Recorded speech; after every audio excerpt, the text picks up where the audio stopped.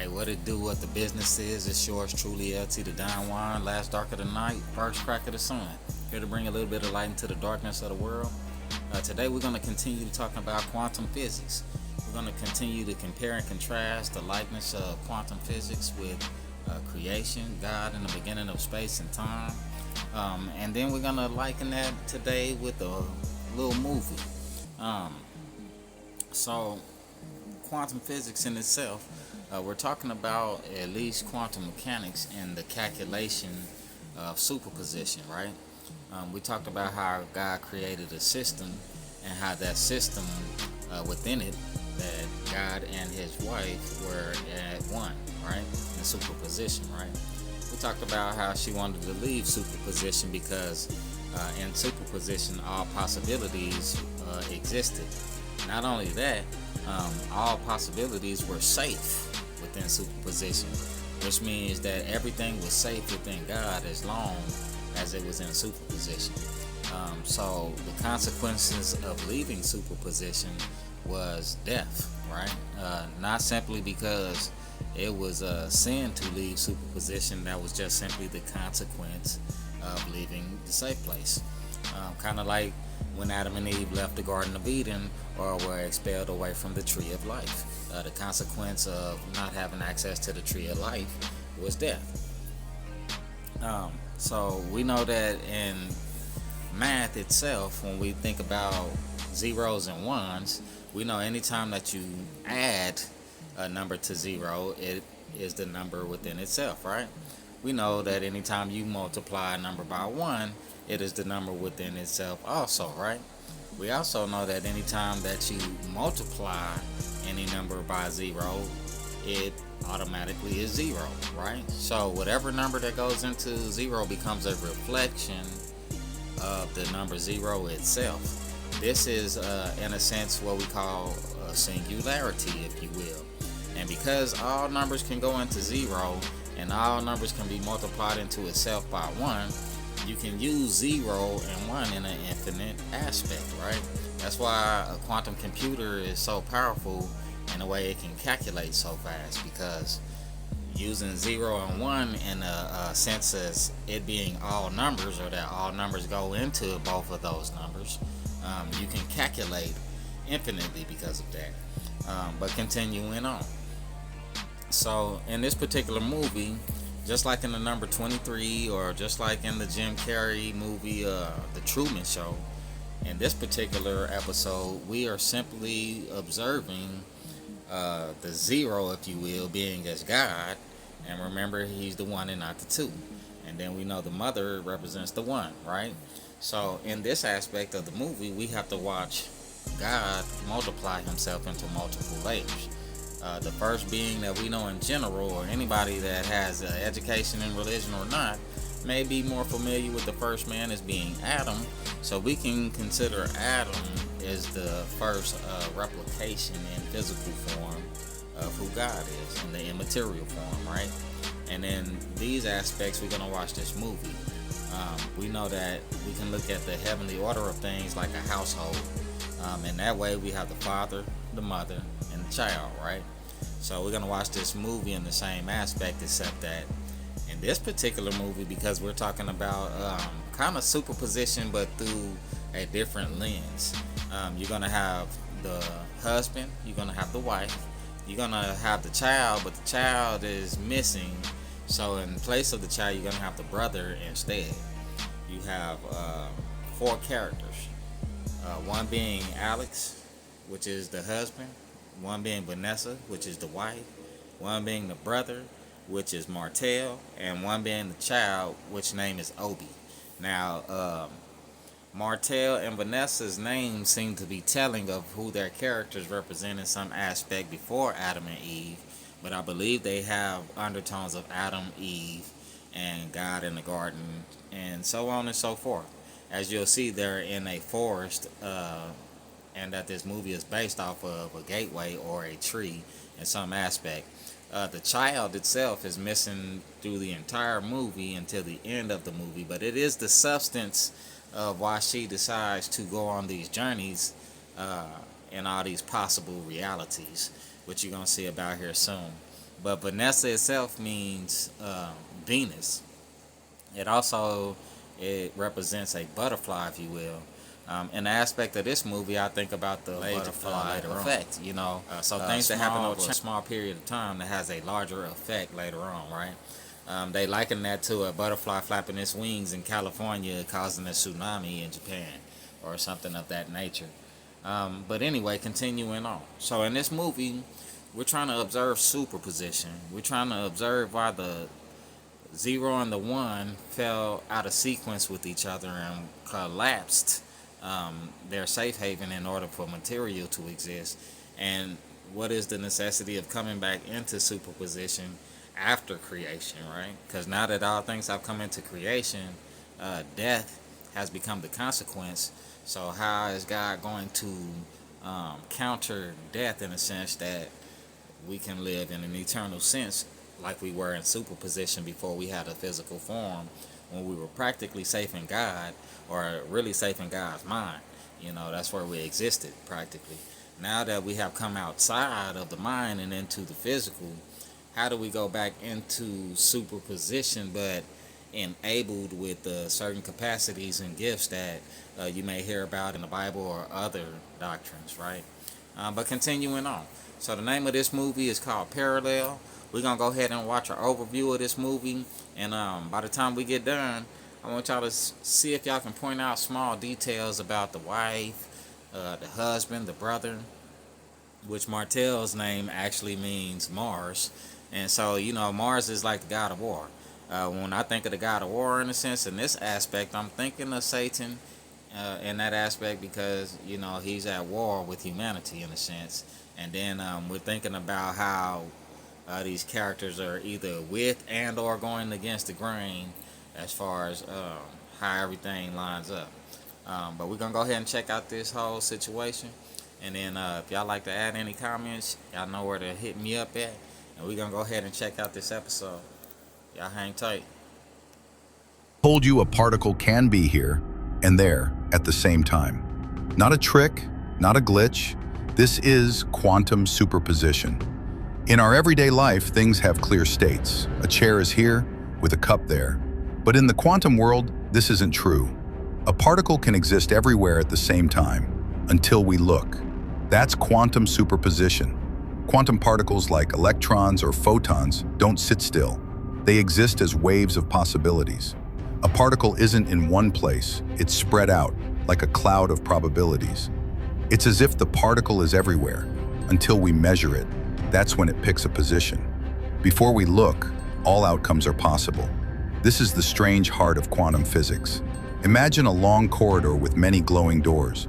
The particle is behind all of them, until you open one. When you look, one door opens and the particle chooses its place. It's not just weird, it's useful.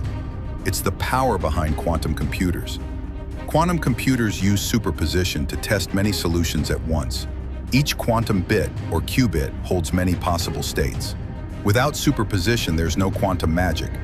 Superposition is real. Scientists have even placed large molecules in this state. But in our world, superposition collapses quickly. Superposition is a fundamental concept in quantum mechanics, where a quantum system, like an electron or photon, can exist in multiple states at once until measured. Described by a wave function, this principle means that particles do not have definite properties until observed, as demonstrated in Schrödinger's cat thought experiment. Upon measurement, the superposition collapses into a single state. This phenomenon enables quantum computing, where qubits can represent both 0 and 1 simultaneously, allowing for vast computational power. Superposition begins with Vanessa standing by a window in her home, lost in thought while staring outside. Suddenly, a bird crashes into the glass and falls dead.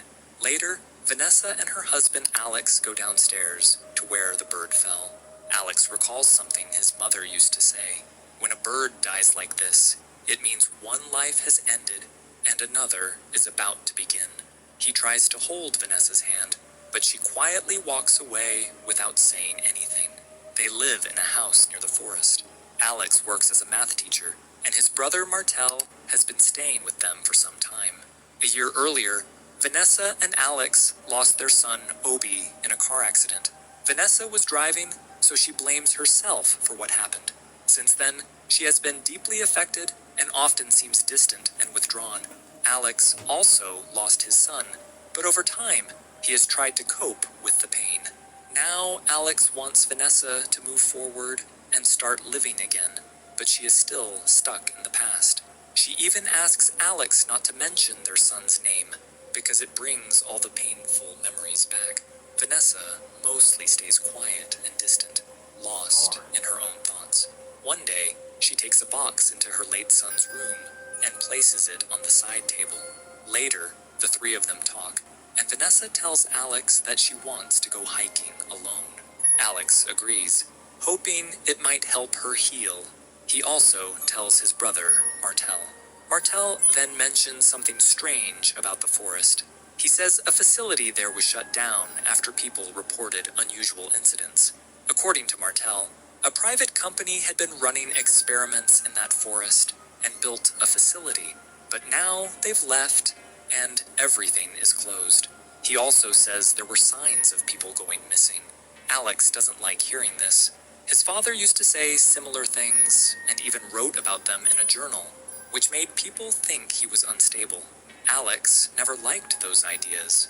Martel believes that journal is still somewhere in the forest and might contain important information. Alex gets annoyed and tells him he's starting to sound the same, but Martel still seems to believe some of it. Soon after, Vanessa leaves for her hike. Alex is worried, but still lets her go. Before she leaves, Martel gives her a gun and a walkie-talkie for safety, warning her about wild animals in the forest. Before leaving, Vanessa also has a small argument with Alex, because she clearly says she doesn't want to hear their son Obi's name again, but Martel accidentally mentions it. In the forest, something very strange happens. A shot is fired at Vanessa. She quickly hides behind a tree and looks toward the direction it came from. To her shock, the person who fired the shot looks exactly like her, another version of Vanessa. Because she's already been through so much, she thinks it might just be her imagination, but she is clearly shaken. Back at home, Alex and Martel start getting worried as time passes. Alex is about to go looking for her when Vanessa suddenly returns, looking frightened. When asked what happened, she says she saw a bear in the forest, but Alex feels something is off. He keeps trying to get the truth out of her, but Vanessa refuses to explain and just asks to be left alone. One thing becomes clear here. Vanessa was the one driving the car, so the accident happened because of her. Now she's living with the guilt that her child died because of her, which is why she hasn't been able to move on. But Alex has always supported her and stood by her. Later, Alex talks to Martel and shares how broken he feels. He says he also misses his son every single day, but he has tried to stay strong. Now, he feels like he's not only lost his son, but is slowly losing his wife too. Martel tries to comfort him, saying it's only been a year and things may improve with time. That evening, while they're sitting together, Vanessa joins them. During their conversation, Martel shares a story from his childhood, how he once fell into the water and his father saved him. That moment changed his life, and after that, he never touched alcohol again. Martel was trying to say that sometimes bad things happen, and there's nothing a person can do about it. He was indirectly referring to what happened with Vanessa and her child. Vanessa didn't like hearing that, so she started going inside. Just then, Martel's hand got slightly burned by accident, but later that night, Vanessa comes downstairs and sees Martel drinking. She's confused and reminds him of what he said earlier. Martel starts acting strangely. His hand is also injured, but this time, it's his right hand, not the left. As he walks outside, something even stranger happens. Another Martel steps out from a different room. This one seems to be the real Martel, because his left hand is injured. Vanessa is completely confused. She can't understand what's happening. Quietly, she goes back to her room, but she can't sleep. The strange events keep replaying in her mind. seeing another version of herself in the forest, and now 2 versions of Martel. She starts questioning whether she's losing her grip on reality, or if all of this is actually real. The next day, to clear her doubts, she goes back into the forest. This time, she enters a restricted area. While walking, she passes through a broken tree, but after moving forward, she somehow ends up at the same spot again. She tries changing direction, but every time she returns to the same place. When she observes carefully, she realizes something unusual. The area around the broken tree looks identical on both sides, like a mirror reflection. To test this, she ties her scarf there so she can confirm where she ends up next. It's strange. Every time Vanessa crosses that broken tree, she ends up in a place that looks exactly the same. She wanders around for a long time and somehow finds her way back home. When Vanessa returns home, she is shaken. Now she's sure this isn't just her imagination. She tries to explain everything to Alex, that something strange is happening in the forest, and every time she crosses a certain point, she ends up in a place that looks exactly the same. She also mentions what she saw with Martel. Hearing this, Alex gets frustrated. He says it's been a year since the accident, and he still blames himself for their son's death. But Vanessa insists that she was the one driving, and the accident happened because of her. In fact, what Alex meant was that the accident happened because of him, which sounded strange. The truth, however, is much deeper. Vanessa has already entered a different parallel universe. In this world, the accident happened because of Alex, not her. It seems that the Vanessa of this universe had also gone into the forest and accidentally crossed into another reality. This leads to an argument between the two. Vanessa starts to realize this, especially when she notices Martel's injured hand. It's his left hand this time, not the right. That confirms something is different in this world. Without wasting time, she rushes back toward the forest, hoping to return to her original universe. But now it's not that simple. There are countless versions of reality, and in many of them, another version of Vanessa might already exist. She waits there, and soon sees someone coming toward her. Scared, she points a gun at him. As he gets closer, she realizes it's Alex, but not the Alex she knows. This is a different version of him from another parallel universe. This Alex has been stuck there for a long time, so he quickly explains everything. He tells her they are trapped between parallel universes. This isn't time travel. Time is moving normally. They are simply crossing into different worlds whenever they pass that broken tree, which works like a gateway. Vanessa slowly calms down and listens. They sit together, and Alex explains that he has been wandering through many versions of reality, learning how it all works. He even kept a journal where he noted everything he discovered. He explains the idea of the multiverse in detail. The biggest problem is that they never know which world they'll enter after crossing the tree. Finding their original world could take a lifetime. This version of Alex reveals that he is actually a scientist. How do you know all of this? Well, it's kind of my job. I'm a physicist.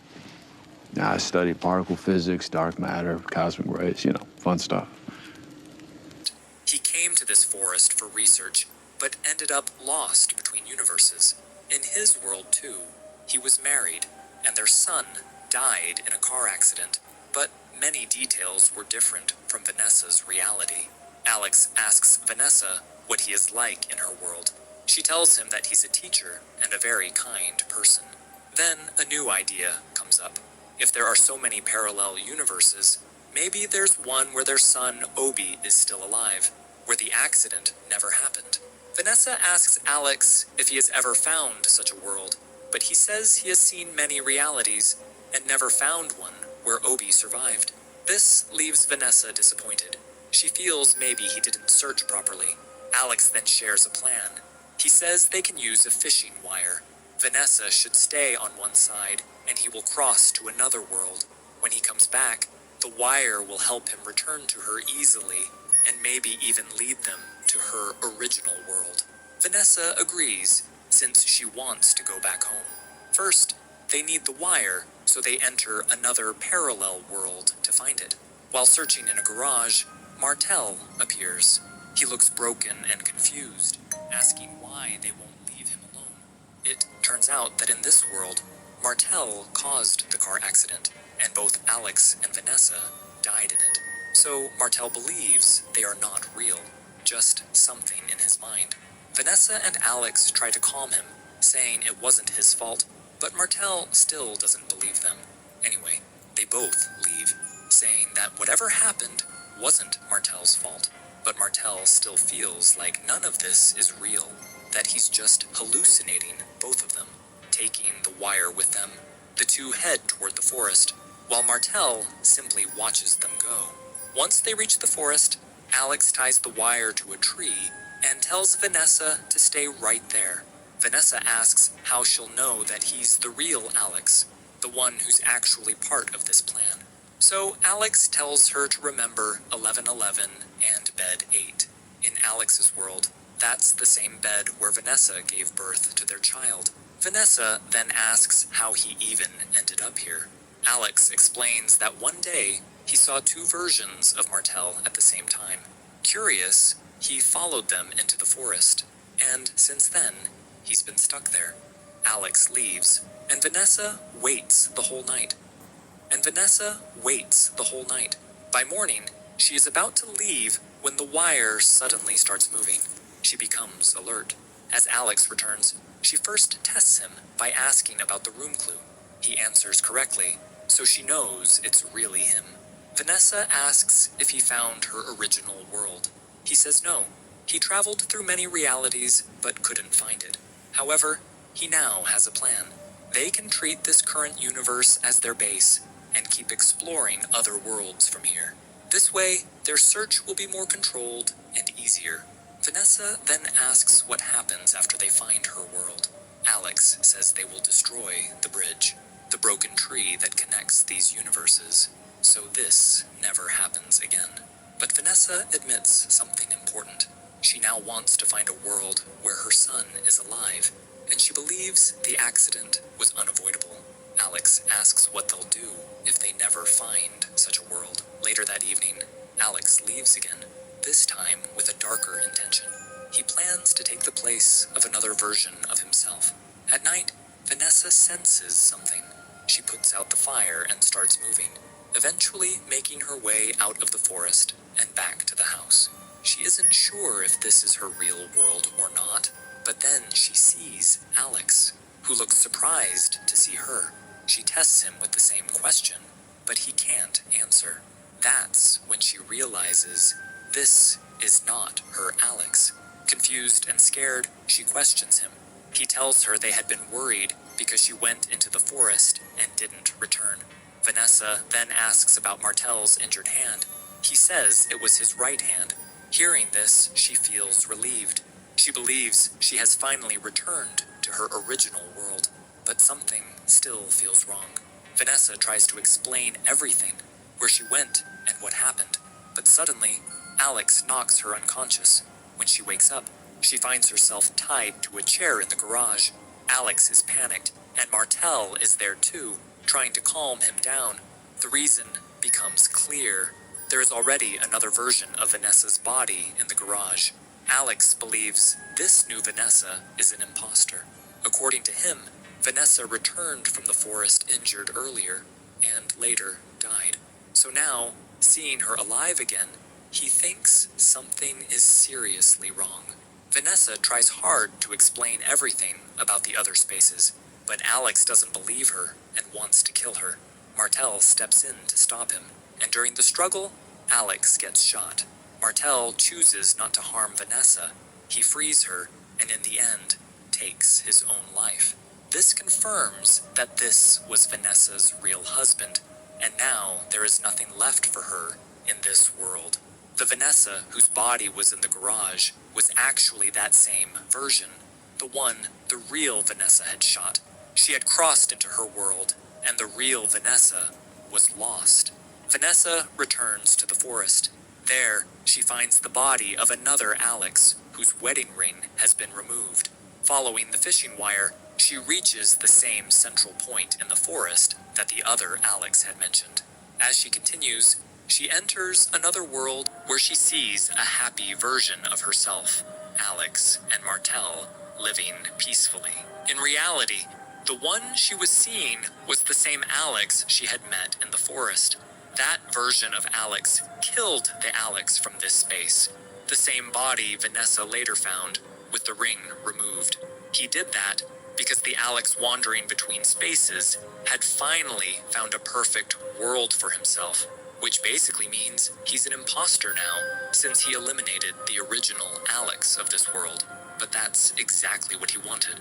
Later, Vanessa returns to the forest and starts waiting for Alex. After a while, he shows up. He tells her he couldn't find his original world, but he did find one where he could stay. He suggests Vanessa do the same, find a world she likes, and take the place of her alternate self. According to him, this is the only way forward.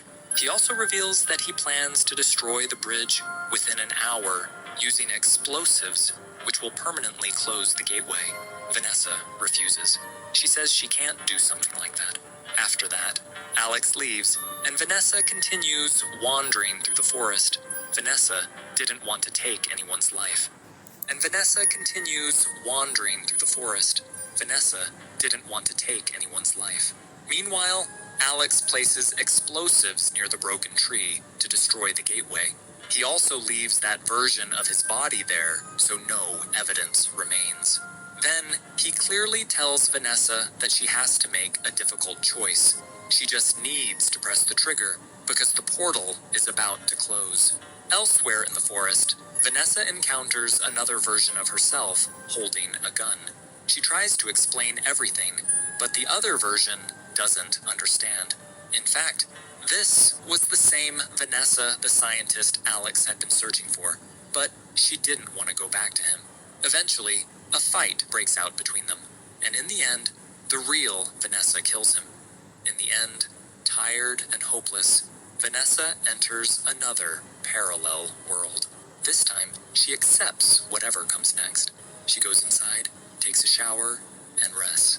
After many hours, she wakes up and stands by the window, thinking about everything that happened.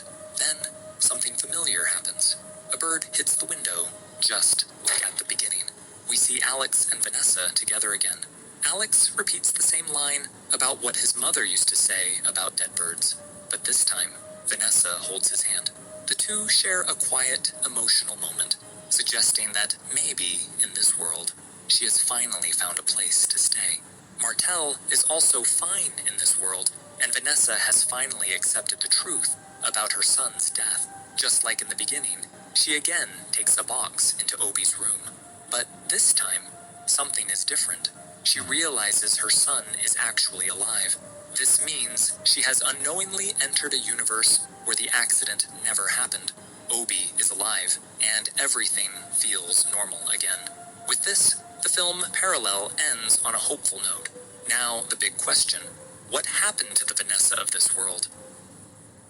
This film explores grief and guilt, while raising a powerful question: what if life had turned out differently? It also blurs the line between reality and identity, making you question who is truly real and who is not.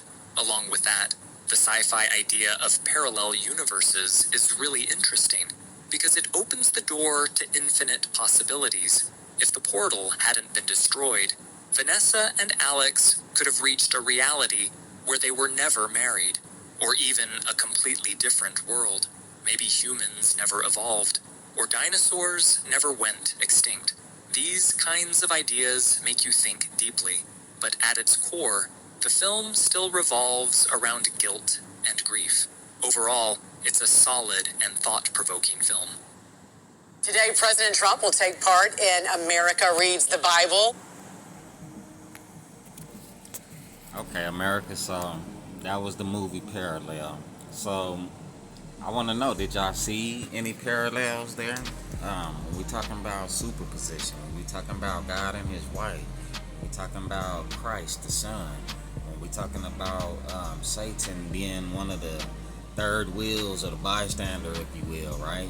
He's kind of disrupting the whole sequence of things, not intentionally. A lot of times he meant well. When he gave Vanessa the gun and the walkie-talkie, he seemingly meant well when he sent her into the woods with those type of tools. There were several different times when they went and got the fishing wire. Why were they using fishing wire as symbolism to stay tethered to one-dimensional plane? Because they were going into multiple different dimensions, right? Or different worlds, if you will, right? So I think this movie was a good movie to express superposition. When we break down everybody's names, I think it makes sense. Martel being Martalius or Mars, if you will, right? Mars being the red planet. We know that the name Adam means red, right? Now, if you paid attention to the sequence, we look at Alex like the husband and the father and the brother, right? And then we look at the wife as the wife, the mother, and the sister-in-law, right? And then also you have these many aspects of these characters, right? So if you paid attention, I think there were 3 Alexes that ended up getting killed in the movie. And then I think there were 2 Martels, right? And then there were 1 Vanessa that she actually was the one that shot in the crosshairs during the movie. I think all of their deaths were symbolic of the fact that the material came into being, right? And that the child didn't come back until they all had sacrificed themselves in some type of way. And since Alex was like the father figure and the husband, if you will, that's why he had the most sacrifices within the movie, because in a way he symbolizes the wife, he symbolizes the brother, and he symbolizes the son also, because these are all manifestations of himself in some type of way.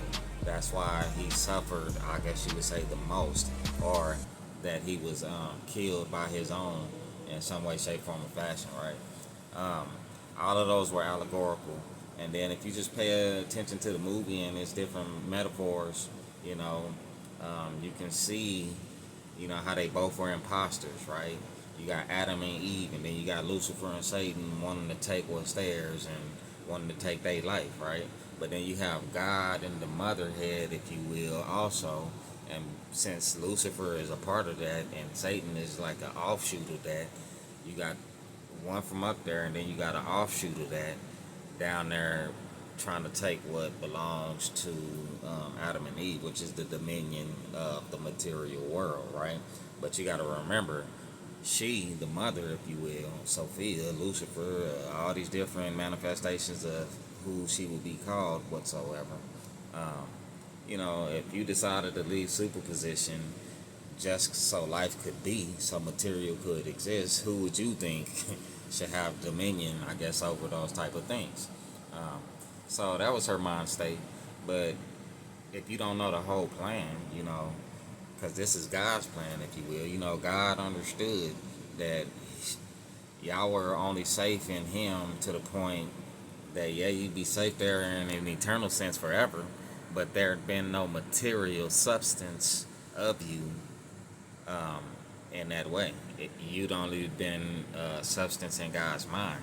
Now, you would have been real, you would have existed, but to materialize you would give you the life that He already knew He had for you. And not only that, He intended to bring you back so that you could experience the things that you experience in the immaterial when you are asleep, when you do dream, the amazing things or the crazy things that you think you may experience sometimes in your sleep state, or your, what some people would call astral state. God wants to bridge the sleeping with the living, if you will. Now, that may sound crazy in some way, shape, form, or fashion, but you just have to study these things and then think in a mature manner what those things mean. They're not desensitizing you with Rick and Morty and all of these different television shows or programmings for no reason. All of those things have a cause and or purpose to desensitize you to understanding what is. And you may not grasp it on every level, but you may grasp it on some level through the things that you are entertained by. And to whatever degree or fabric that is, that'll be your portion. One day, all things will come into knowing, to being, and to understanding, in the sense that God's plan will be manifest in full sense one day. It'll be manifested totally one day, you know. So those are things we need to look forward to. Those are the things we need to understand. And how can we know through simple means of learning the universal truth, right? The complex truth. You know, how can, through the things we enjoy, can we have emotional discovery of those things, right? So hopefully this movie gave you a sense of quantum physics on a human physical level. Yes, they simplified it into just a single family, which is good, because from that single family, all things come. And if you want to even know, okay, well, how did God create the system, or how did he come from the beginning in the first place, or how has he been from forever until now? Well, those are all stories in some type of way. So one day we'll get to talk about some of those stories. We'll get to express some of those things, and we'll see through time and space what history has left behind for us, what kind of breadcrumbs have been left behind for us to study, to look into, right? What experiences have God gave you personally to connect the dots, so that when you do find the understanding and or the information, you won't be blurred by names or culture or distorted by points of view and things of that nature. You know, see through all of the bull, if you will, right? Those are the things that we can begin to investigate. Once you understand the formula, everything else is just bread and butter, if you will, you know. But it sure is truly. I hope y'all like this video today. We'll be back next week. We're going to step back into mythology and take another lane down that road. Everything is quantum physics to some degree, guys. So we're going to be studying superposition for the next several weeks through different art forms and different cultures. And we're going to see if we can see God rigging to us and communicating to us throughout all of time and history, right? In a way we just maybe didn't recognize it before. But now we're living in a generation where those things can be understood and recognized, right? Now we can not lack the knowledge, and we can have it, so that we can understand, so that we can have it to not perish. Because obviously there must have been some point where God wanted us to live enduringly, right? Happily, you know what I'm saying? And I won't go too far down that road, but I'm sure you can conceive a better life, right? But anyway, it sure is truly LT the Don, last dark of the night, first crack of the sun. And we'll be back at it next time. Love, peace, and hair grease. Peace. No ID. How does a man with no ID and no transportation get from upstate New York to Northern California? It's more than 4,500 kilometers as the crow flies. But that is the mystery officials are trying to solve after a missing Toronto firefighter turned up in Sacramento 6 days after disappearing while skiing near Lake Placid.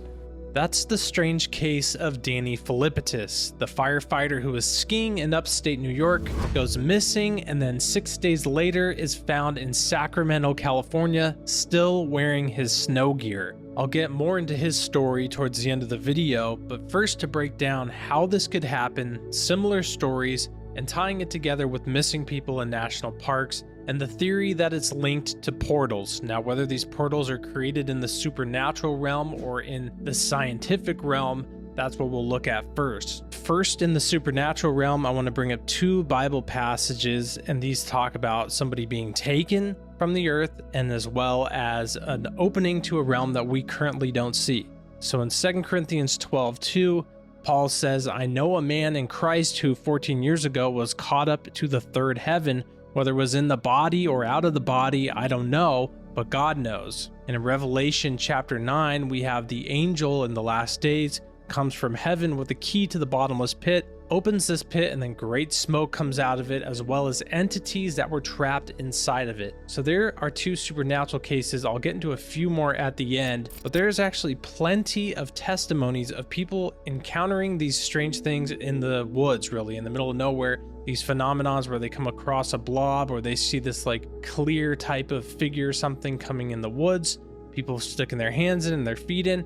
It goes in and disappears and comes out. And there's cases of people who have testified to this and are still around. Of course, we know the scientific realm in many aspects is trying to open portals in many different areas of science. Here's an article from 2019, scientists attempting to open portals to a parallel universe. Here they're talking about watching protons, trapping them in different ways and putting them through mirrors, and how it actually changes the time difference on these things. I tried to look up any type of current breakthroughs from that study, and of course the only up-to-date article on it is a fact-checking article saying Tennessee lab isn't trying to open parallel universe portal, even though when you type that in and you look at all the 2019 articles, they all talk about that in detail. So this just makes me wonder, what did they actually find? Because it seems as if they're maybe trying to hide something here. And again, we have to always remember the base level news that we're getting on just like, you know, the front page of Google when you search something is nothing in comparison to what is going on in black budget sites or governments around the world and secret testing facilities and all that stuff. They're so far ahead.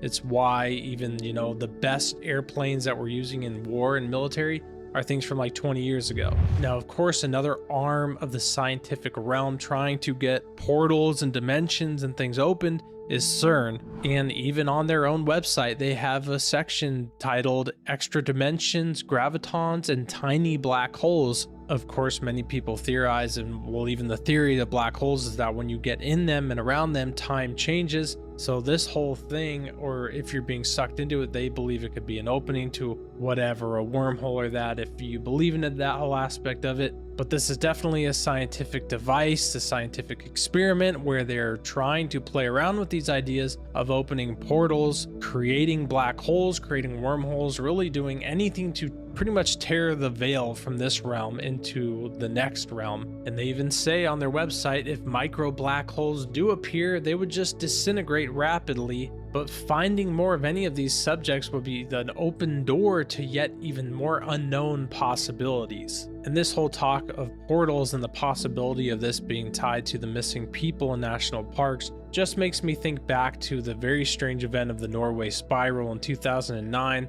I'll put it up on screen. Of course, they attributed this to a missile launch failure, or, you know, the missile went up into the sky and then did its spinning explosion thing. And that's what this is. But this is nothing in comparison when you see this thing in comparison to the many instances that we now have of seeing rockets going up into the sky and doing their whole thing.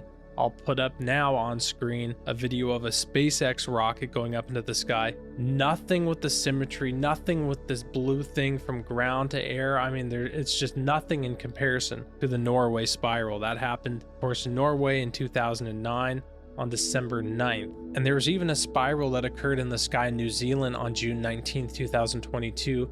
Pretty similar in sight, definitely looks nothing like, again, these SpaceX rockets or whatever going up into space. Who knows, with all the scientific stuff going on that they're really trying to do, or again, maybe the spiritually wicked realm breaking through again into our realm, figuring that out as we head towards the days where we know fearful sights will come upon the earth and men's hearts will fail them for those things coming upon the earth.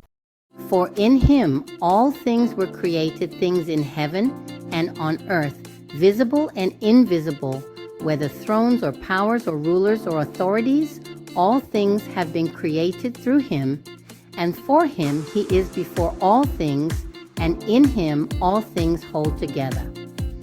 This passage emphasizes that God is the source of all creation, and that everything exists through him and for him. There is one body and one spirit, just as you were called in one hope of your calling, one Lord, one faith, one baptism, one God and Father of all, who is above all and through all, and in you all.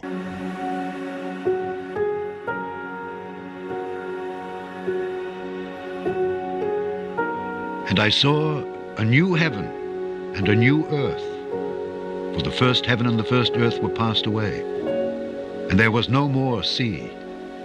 And I, John, saw the holy city, New Jerusalem, coming down from God out of heaven, prepared as a bride adorned for her husband. And I heard a great voice out of heaven saying, Behold, the tabernacle of God is with men, and he will dwell with them, and they shall be his people. And God himself shall be with them, and be their God. And God shall wipe away all tears from their eyes. And there shall be no more death, neither sorrow nor crying, neither shall there be any more pain. For the former things are passed away. And he that sat upon the throne said, Behold, I make all things new. And he said unto me, Write, for these words are true and faithful. And he said unto me, It is done. I am Alpha and Omega, the beginning and the end. I will give unto him that is athirst of the fountain of the water of life freely. He that overcometh shall inherit all things, and I will be his God, and he shall be my son. But the fearful and unbelieving, and the abominable, and murderers, and whoremongers, and sorcerers, and idolaters, and all liars shall have their part in the lake which burneth with fire and brimstone, which is the second death. And there came unto me one of the 7 angels which had the 7 vials full of the 7 last plagues, and talked with me, saying, Come hither, I will show thee the bride, the Lamb's wife. And he carried me away in the Spirit to a great and high mountain, and showed me that great city, the holy Jerusalem, descending out of heaven from God, having the glory of God. And her light was like unto a stone most precious, even like a jasper stone, clear as crystal, and had a wall great and high, and had 12 gates, and at the gates 12 angels, and names written thereon, which are the names of the 12 tribes of the children of Israel. On the east 3 gates, on the north 3 gates, on the south 3 gates, and on the west 3 gates. And the wall of the city had 12 foundations, and in them the names of the 12 apostles of the Lamb. And he that talked with me had a golden reed to measure the city, and the gates thereof, and the wall thereof. And the city lieth foursquare, and the length is as large as the breadth. And he measured the city with the reed 12,000 furlongs. The length and the breadth and the height of it are equal. And he measured the wall thereof 144 cubits, according to the measure of a man, that is, of the angel. And the building of the wall of it was of jasper, and the city was pure gold, like unto clear glass. And the foundations of the wall of the city were garnished with all manner of precious stones. The first foundation was jasper, the second sapphire, the third a chalcedony, the fourth an emerald, the fifth sardonyx, the sixth sardius, the seventh chrysolite, the eighth beryl, the ninth a topaz, the 10th a chrysoprasus, the 11th a jacinth, the 12th an amethyst. And the 12 gates were 12 pearls. Every several gate was of 1 pearl. And the street of the city was pure gold, as it were transparent glass. And I saw no temple therein, for the Lord God Almighty and the Lamb are the temple of it. And the city had no need of the sun, neither of the moon to shine in it, for the glory of God did lighten it, and the Lamb is the light thereof. And the nations of them which are saved shall walk in the light of it, and the kings of the earth do bring their glory and honor into it. And the gates of it shall not be shut at all by day, for there shall be no night there. And they shall bring the glory and honor of the nations into it.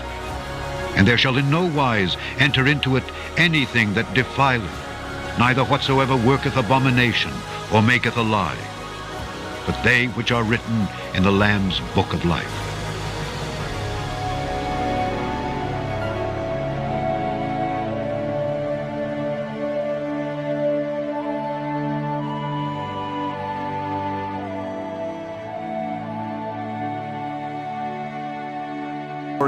A mythical land in Greek legend, captivates with its aura of mystery and utopia. Believed to lie far to the north, beyond the biting cold of Boreas, the north wind, this enigmatic realm was said to be a paradise. In Hyperborea, the sun shone 24 hours a day, granting eternal light and warmth. The inhabitants, blessed with incredible longevity and happiness, lived in harmony, untouched by war, disease, or old age. Fascinating tales depict them reveling in frequent festivities honoring Apollo, their patron god who was believed to visit often. This idyllic land, unreachable by sea or land, symbolizes human longing for a perfect, unattainable world, eternally inspiring artists, writers, and dreamers through the ages. A shoot will come up from the stump of Jesse. From his roots a branch will bear fruit. The Spirit of the Lord will rest on him, the Spirit of wisdom and understanding, counsel and might, knowledge and the fear of the Lord. He will delight in the fear of the Lord. He will not judge by what his eyes see or decide by what his ears hear, but with righteousness he will judge the needy. With justice he will give decisions for the poor. He will strike the earth with the rod of his mouth. With the breath of his lips he will slay the wicked.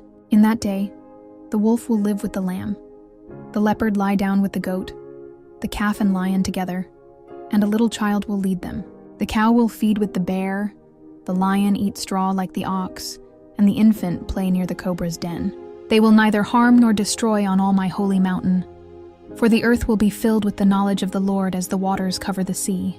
In that day, the nations will rally to the root of Jesse, and his resting place will be glorious. Follow for more Bible stories. What if Earth isn't solid? What if it's hollow, and inside it lies an entire hidden world? Ancient legends call it Agartha, a vast civilization beneath the surface with secret entrances at the North and South Poles. And this isn't just mythology. In 1947, Admiral Richard Byrd, one of the most respected explorers in history, claimed he flew beyond the North Pole into a lush green land. He described forests, rivers, even mammoth-like creatures, and said he met a race of advanced beings who warned humanity about the use of nuclear weapons. His account was classified, his diary buried, until his son released it after Byrd's death. But Byrd wasn't the only one. Ancient Tibetan and Hindu texts describe underground cities like Shambhala and Patala, ruled by tall, luminous beings with advanced technology. In Greenland, Inuit tribes speak of a land of endless summer inside the earth, where life thrives. Even legendary scientists like Edmund Halley and Leonhard Euler believed in a hollow earth, one with multiple layers, its own atmosphere, and intelligent life. So why are NASA's satellite images of the poles often blacked out? And why did Russia's Kola super deep borehole, the deepest hole ever drilled, find heat, fossils, and water? If the Earth holds oceans and ecosystems inside, could it also hold life? Maybe the lights in our skies aren't coming from space, but from beneath our feet. Maybe the greatest secret is hiding inside the Earth itself. "Teacher," they said to me, "show us a sign to prove your authority." But I said to them, "Only an evil and adulterous generation asks for a sign, but no sign will be given to you except the sign of the prophet Jonah. For as Jonah was in the belly of the great fish for 3 days and 3 nights, so too will the Son of Man be in the heart of the earth for 3 days and 3 nights. The people of Nineveh repented at Jonah's preaching, yet here I stand, greater than Jonah, and still you refuse to repent. The Queen of Sheba traveled from distant lands to hear the wisdom of Solomon, but something greater than Solomon is here, and still you refuse to listen. When an evil spirit leaves a person, it wanders in the desert, seeking rest but finding none. Then it returns to its home, finding it swept and clean, and brings with it 7 more spirits, more evil than itself. And the last state of that person is worse than the first, so it will be with this wicked generation. Repent, seek wisdom, the time is now." This wasn't just a sign. It was the prophecy of resurrection. Matthew 12:40, the sign of Jonah. Hey family, give me 30 seconds for your daily slice of God's Word. Please like, subscribe, comment, and share. Today's slice comes from Jonah, chapter 2, verses 9 and 10. And they say, "But I will sacrifice to you with the voice of thanksgiving. I will pay what I have vowed. Salvation is of the Lord." So the Lord spoke to the fish, and it vomited Jonah onto dry land. 2, 9-11. Therefore God exalted him to the highest place and gave him the name that is above every name, that at the name of Jesus every knee should bow, in heaven and on earth and under the earth, and every tongue acknowledge that Jesus Christ is Lord, to the glory of God the Father. This verse proclaims Jesus' exalted position above all creation, emphasizing that every being, whether in heaven, on earth, or under the earth, including demons, must bow and acknowledge his lordship.